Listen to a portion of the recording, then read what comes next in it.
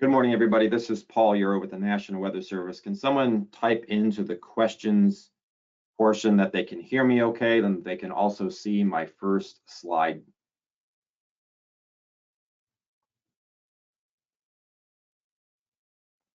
Thank you, guys. Appreciate it. We'll be started here in about 1 or 2 minutes. Stand by.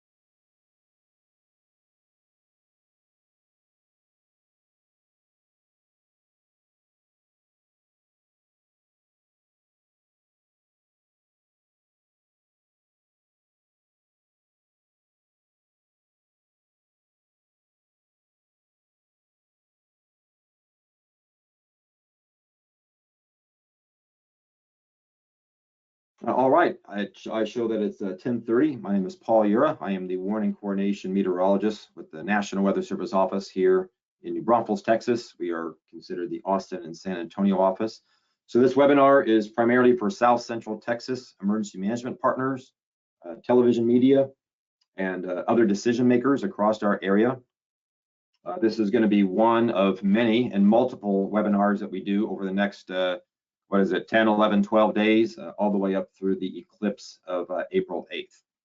As in the past, I would like to utilize the questions feature of the GoToWebinar, that if you do have a question, I have that menu actually up. So if you type in that question, I can go ahead and see it, and then I'll answer it at the end of the webinar. That way we don't have to deal with the unmuting and muting of phones and etc.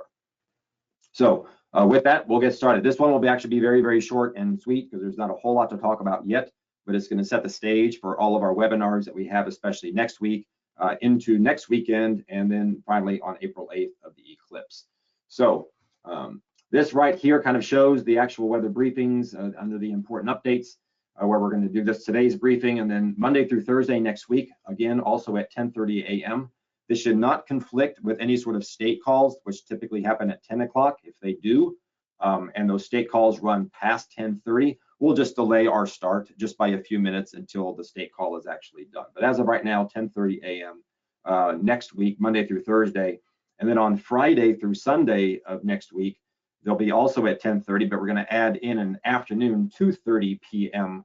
Update. And then finally, the date of the eclipse, we'll be doing one webinar at 9 a.m., basically a few hours before the eclipse starts. And then I'll continue on a little bit later in the webinar explaining how we're going to work the eclipse day from the National Weather Service side of things. So this is just kind of a calendar view, kind of showing the webinar times that we're going to be doing. Again, 10:30 daily, primarily starting on Monday the 1st. Running all the way through eclipse day, where it changes over to 9 a.m. But again, we're adding in, just because of the impactful weather events that we're going to be having, or the impactful events that are going to be taking place multiple places across South Central Texas over the weekend in preparation of the eclipse, that in case there is significant weather, we want to give you the most updated information. And so that's why we're going toward twice a day webinars, the 5th, the 6th, and the 7th. A little bit of recall and kind of review of kind of what's going to be happening on April 8th. You guys probably know about this, but the moon is going to be passing in between the sun and the earth, basically on April 8th. The times that you see on the screen there, like especially for Del Rio at basically 1:30, San Antonio 1:35, and further north into the Temple Clean area about 1:40.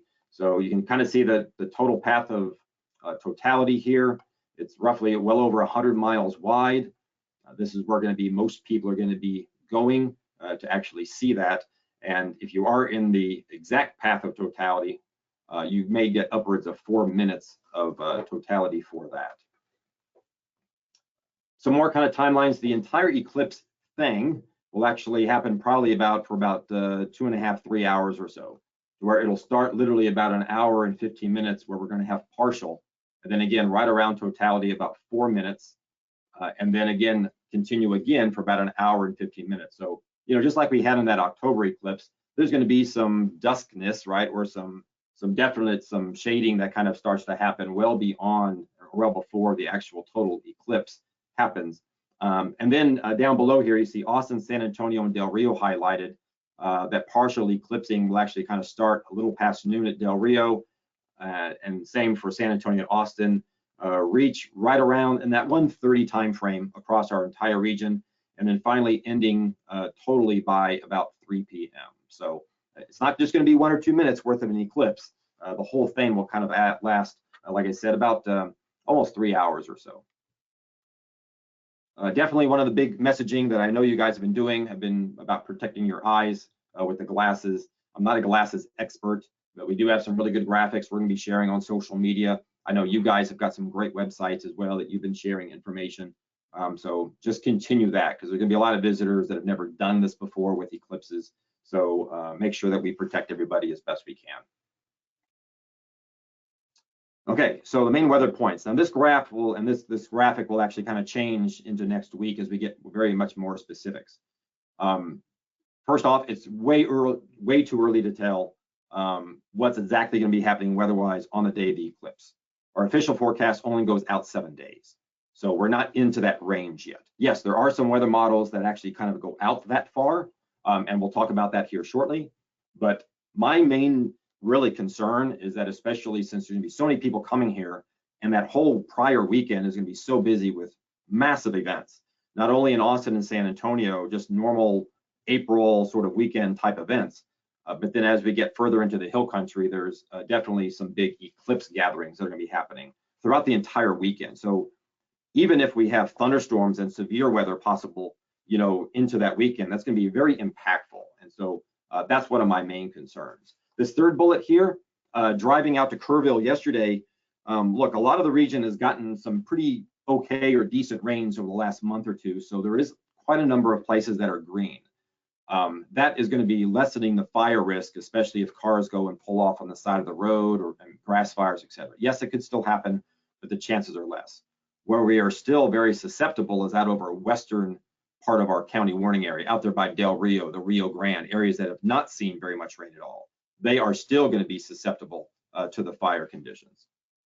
So basically at the very end here, stay tuned. The forecast can change quickly, especially in the spring. So we're going to have a lot more details on the actual forecast, because we will have an official forecast out next week as we get closer to April 8th. As a little bit of a hedge here, let's kind of see what the Climate Prediction Center is kind of forecasting for that time frame leading up to April 8th. These are kind of the climate prediction forecast from April 3rd through the 7th. And one thing I would like to point out is especially what's happening in the western United States. Above normal precipitation and below normal temperatures. That usually equates to low pressure centers, troughs of low pressure, our storms, okay, our big upper level storm systems. The models for several days now, the ones that do go well beyond 10 days, have been forecasting a low pressure area to kind of sit out here somewhere in the western United States. Historically, and climatology wise, that tends to give us not only rain chances, but that also gives us cloudiness.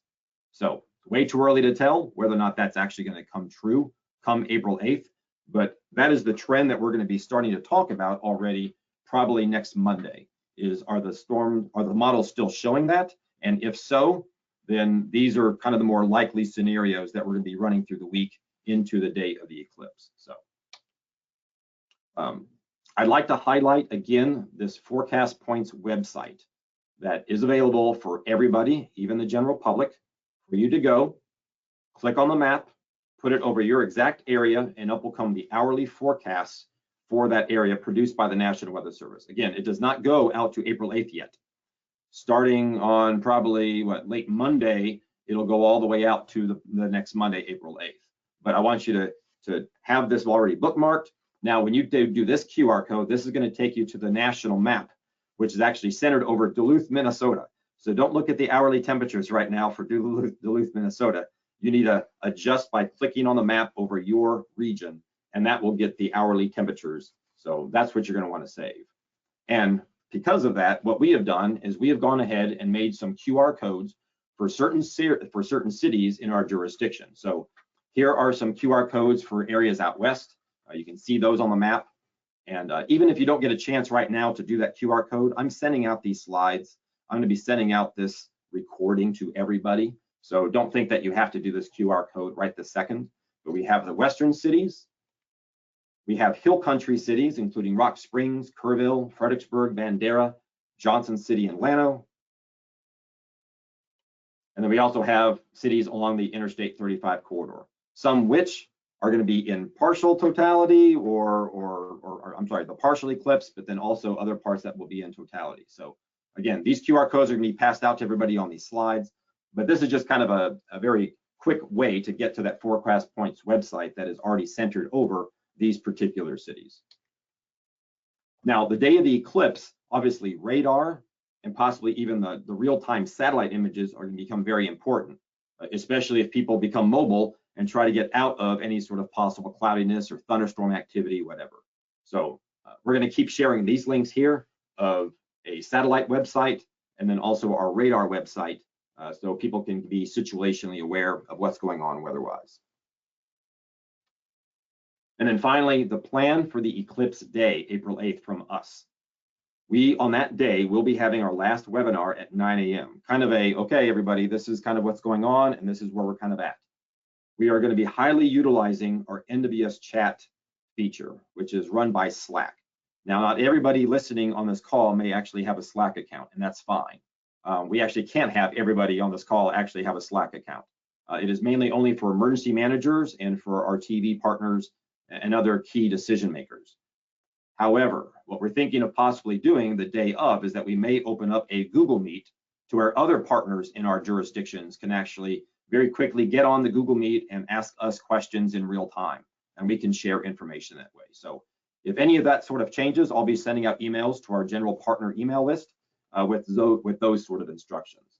But just to give you an idea, we are always available 24/7 to answer questions and provide support via email, phone, and especially these different sort of chat features. So I'm hoping everybody takes advantage of that and asks us questions the day of the eclipse if they need to. So short and sweet, just kind of setting the stage for what's going to be happening next week.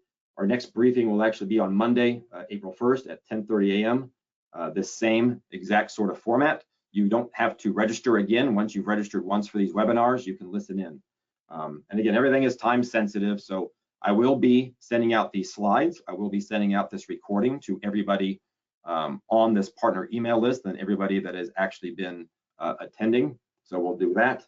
And with that, I'm going to end it. Again, if you have any questions for those attendees that are on right now, please type them into the questions feature. I'll give you about 30 seconds or so to do that if you have any questions. If not, we're going to enjoy the rest of our Friday and look forward to getting more specific next week with our forecast for the eclipse on April 8th.